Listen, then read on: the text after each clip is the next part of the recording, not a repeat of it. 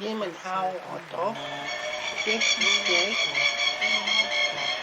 โอเซ็กซี่ woman geht da laut Sexy woman Biermeister Warm Bier Ottoman laut Hello, my name is Robert Pembroke. I'm going to show you in part 2 of my simulacrum of a model city.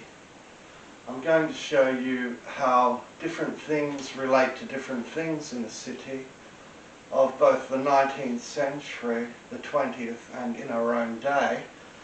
And what I'll do is I'll show you a demonstration of what the Dongfeng Sushiyiga rocket system, Sushiyaga rocket system looks like. The series 41-42 of the Eastern rocket system. And I'll also show you some of the architectonics of design that existed in earlier days and still exist today, though they've been reconceptualized. And then I'll give you a demonstration of, if I only had a brain, the Ray Bolger tune from the 1939 movie The Wizard of Oz. Very famous movie, yeah? I loved that movie when I was a kid, so I'll give you a rendition of that. And now I'll just explain to you what a model city looks like as a simulacrum and offer a few comments about it for you, okay? And then I'll sing with the song.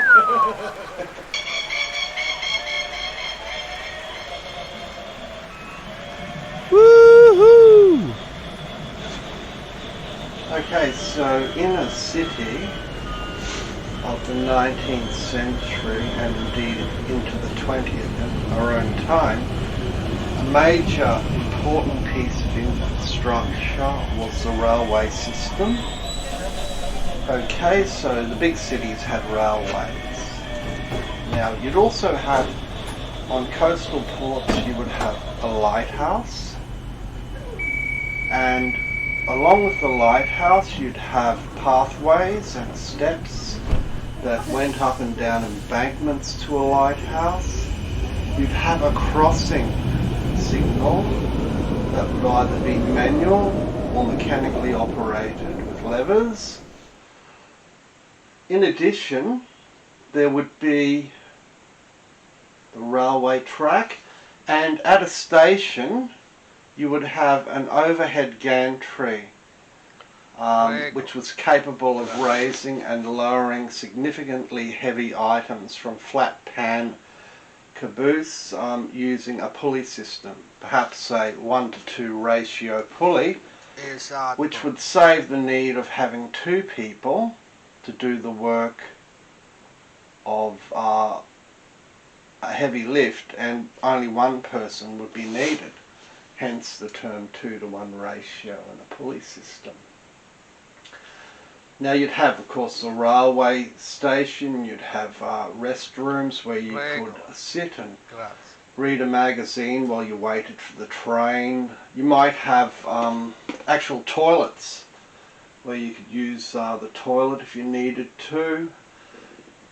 You'd also find that there would be commerce that would have come into the city via types of sailing freight. There would be sailing boats that carried produce, and you'd also have, you'd have, say, a paddle steamer or a steam-powered engine powering a ship, and it would also provide freight from other places. Sometimes there'd be a large obstacle in the way of the laying of a track, and a tunnel would have to be gouged out of a hillside using explosives by shot fire experts. You might also have examples of bridges of different eras reflecting the age of the city, and this would complement the housing infrastructure. You might have workers' cottages, or you might have multi-level terrace houses for middle-class people. You'd have schools. You'd have public buildings, a bit like you had the Capitol buildings in the United States, or they also have those sort of buildings in parts of Europe as well. They're dome-shaped and they reflect the nature of a honeybee hive upside down.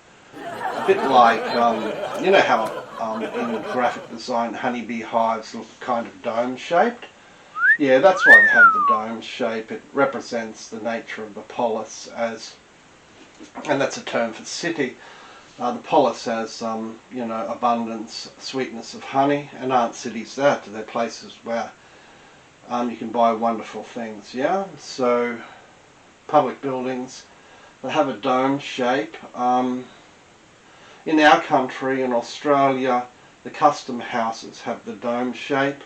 However, in other European cities, the dome shape is really for large public department buildings such as a government administration, you know, the Prime Minister's office or the President's office, that sort of thing.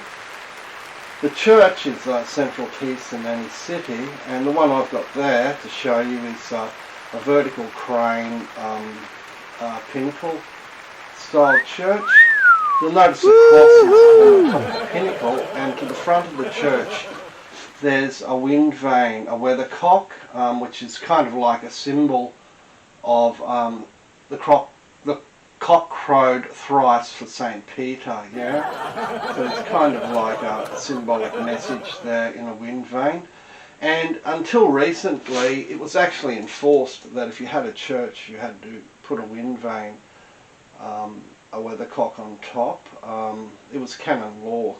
And you might still see them in some of the churches around Vatican City in Italy as well. What else can I tell you? You have green spaces where people can sit down and enjoy the shade of a tree on a hot day. You have restrooms. You have a sewage system that diverts water during flood times.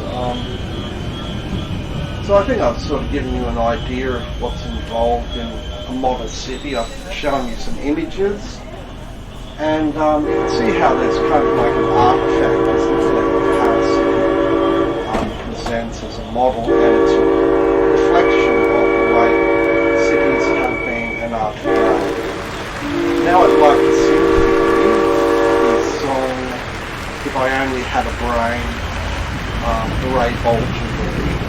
Cheers, thanks.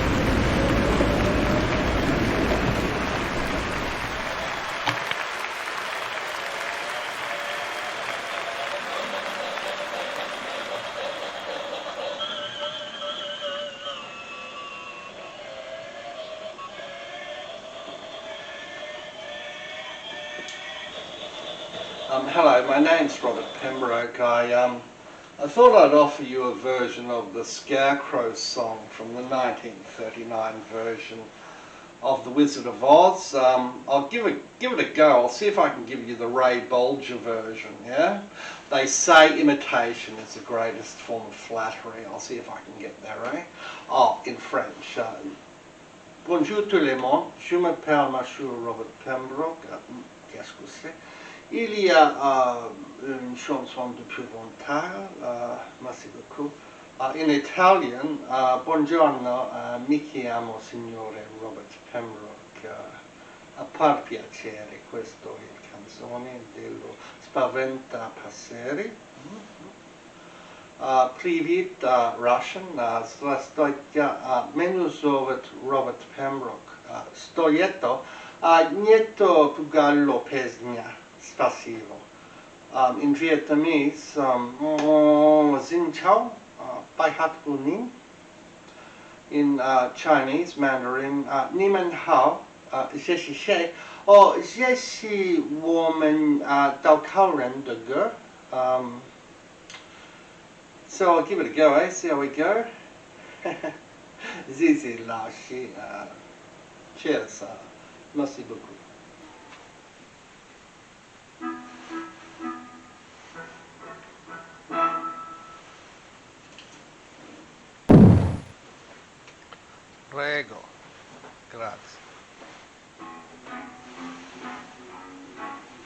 I could while away the hours, conferring with the flowers, consulting with the rain. And my head I'd be scratching while my thoughts were busy hatching if I only had a brain. I'd unravel any riddle with any individual in trouble or in pain. With the thoughts I'd be thinking I could be another Lincoln if I only had a brain.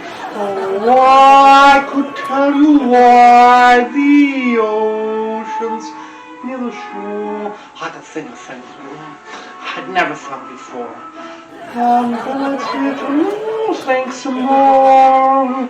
I would not be just enough, and my hell of a stuff, and my heart of full of pain. I would dance and be merry, life would be a ding-a-dairy if I only had a brain. Thanks very much. If I only had a brain, the rainbow generation. Cheers.